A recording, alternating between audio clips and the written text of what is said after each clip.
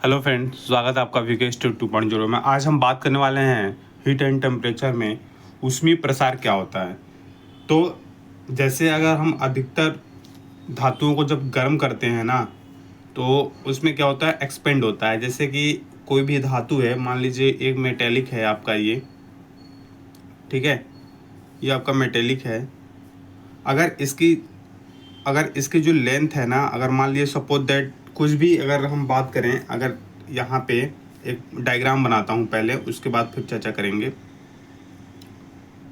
एक डायग्राम बनाता हूँ, फिर उसके बाद में चर्चा करेंगे, ठीक है।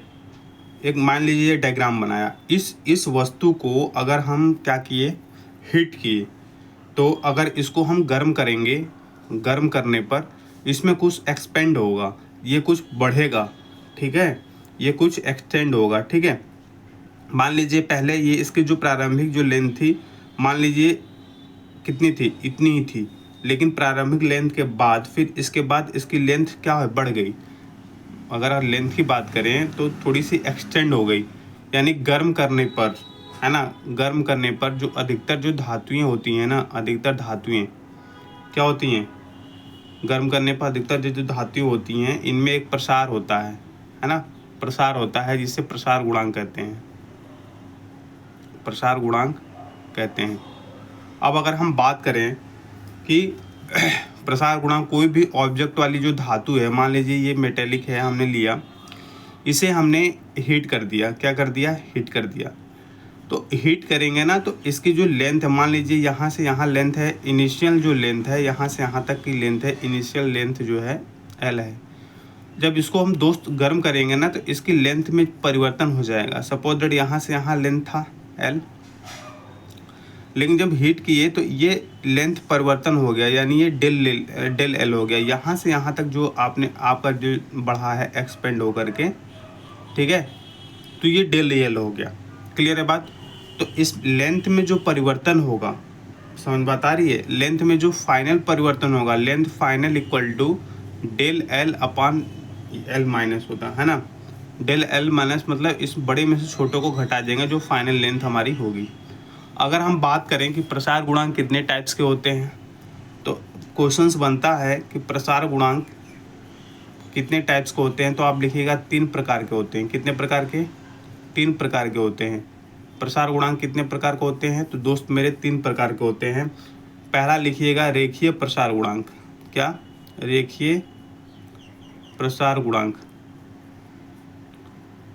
रेखीय प्रसार गुणांक को हम अल्फा से प्रदर्शित करते हैं। किससे प्रदर्शित करते हैं, अल्फा से प्रदर्शित करते हैं। क्लियर है ना।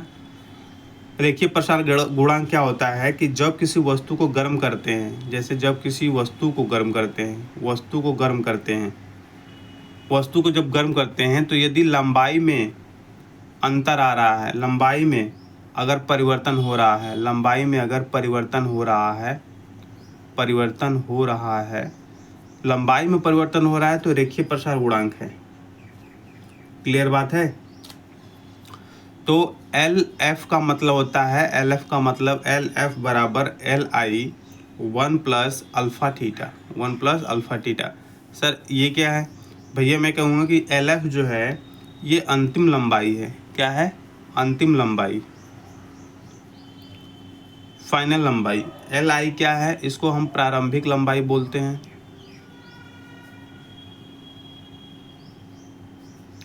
थीटा क्या है, ताप में अंतर है। क्या है, ताप में अंतर। वो अल्फ़ा क्या है, तो अल्फ़ा को बोलते हैं रेखीय प्रसार गुणांक। क्या बोलते हैं, रेखीय प्रसार गुणांक। अल्फ़ा को क्या बोलते हैं, रेखीय प्रसार गुणांक के नाम से हम जानते हैं, ठीक है। दूसरा आता है क्षेत्रीय प्रसार गुणांक। क्षेत्रीय प्रसार गुणांक कुछ नहीं याद करना है आपको, ये याद करना है कि क्षेत्रीय प्रसार गुणांक, रेखीय प्रसार अल्फा से क्षेत्रीय प्रसार गुणांक को बीटा से प्रदर्शित करते हैं। किससे प्रदर्शित, बीटा से। इसमें जब किसी वस्तु को गर्म करते हैं, तो अगर उसके क्षेत्रफल में परिवर्तन होता है, किसमें, क्षेत्रफल में परिवर्तन होता है, ठीक है। इसमें किस में परिवर्तन होगा, तो क्षेत्रफल में परिवर्तन होगा।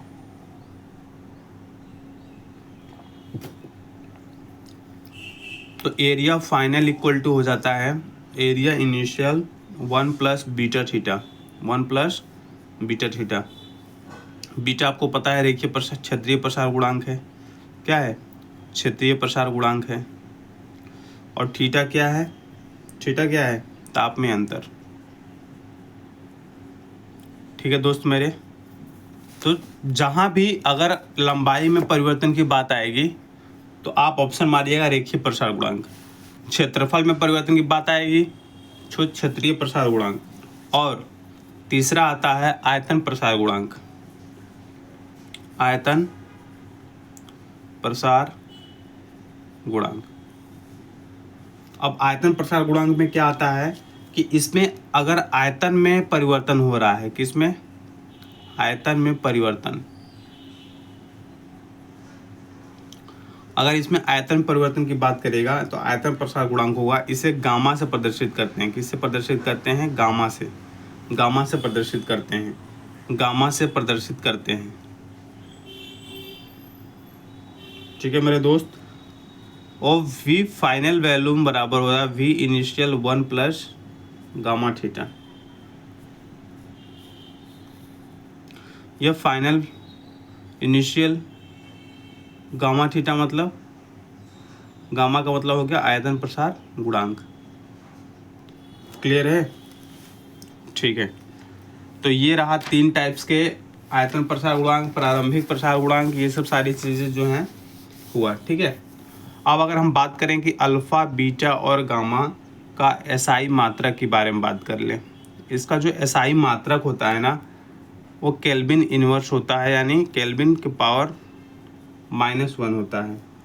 अल्फ़ा, बीटा, गामा में रेशियो पूछता है तो 1:2:3 का अनुपात होता है। क्या होता है? 1:2:3 का अनुपात होता है। क्लियर है ना? क्लियर है? बिल्कुल। एक क्वेश्चंस पूछता है कि अगर किसी चालक में पूछता है कि यदि किसी चालक में एक या यदि किसी चालक में एक या कई छेद हैं तो चकती को गर्म करने पर छेद का आकार बढ़ता है। छेद का आकार बढ़ता है। क्लियर होगी बात कि नहीं होगी? बीटा बराबर होता है 2 अल्फ़ा और गामा बराबर होता है 3 अल्फ़ा। क्लियर? यहाँ से अल्फ़ा बाई बीटा निकाल लेंगे, 2/1 हो जाएगा।